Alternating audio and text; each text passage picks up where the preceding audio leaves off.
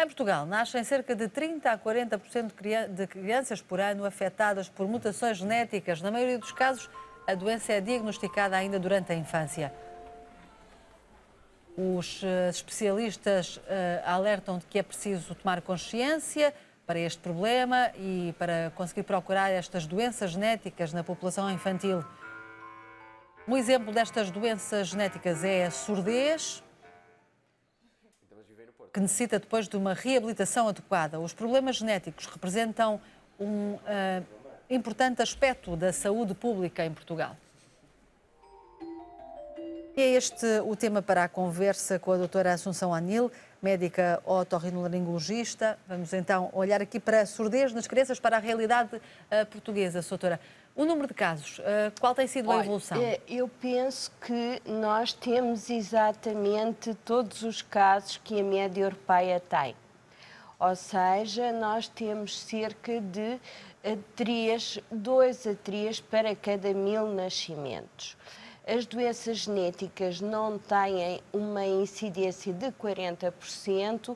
O que acontece é que no caso da surdez isolada, portanto, não associada a outras malformações, as causas genéticas representam cerca de 40% das situações de surdez. Sendo uma causa genética, há alguma maneira de prevenir? É assim, relativamente às causas genéticas, primeiro temos que pensar que o que é importante na surdez é efetivamente o diagnóstico e a reabilitação. Teoricamente, nós temos o rastreio precoce dos recém-nascidos, que ainda não é obrigatório, embora a surdez tenha uma incidência maior que a fenilcetonúria e o hipotiroidismo, por exemplo. Estando o recém-nascido abrangido pelo rastreio, é muito importante que, por volta até ao mês de idade, se faça um primeiro rastreio auditivo. Há casos em que pode haver a doença genética e não ser logo detectada, claro por exemplo, pode ser detectada mais tarde? Há, porque dentro da surdez genética há surdezes dominantes que muitas vezes têm uma expressividade clínica variável e não se manifestam logo na primeira infância.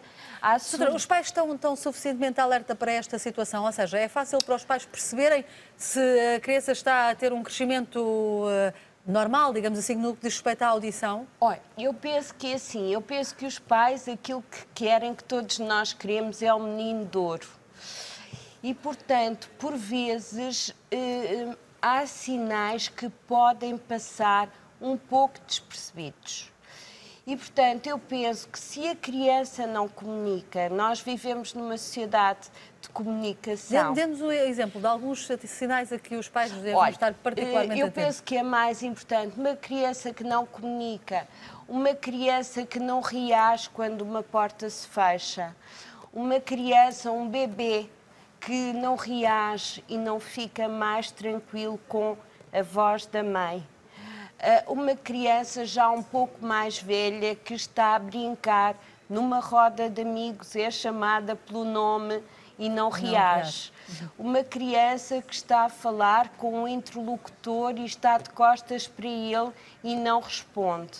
Esse tipo de reação poderia ser encarada, vista como normal, até que idade, mais ou menos? Ou seja, a partir de que idade é que esses sinais são mesmo preocupantes? Eu penso que nós não temos idades, porque assim, no caso da surdez, a surdez tem circuitos neuronais que vão para o nosso sistema nervoso central e que têm que ser estimulados muito rapidamente.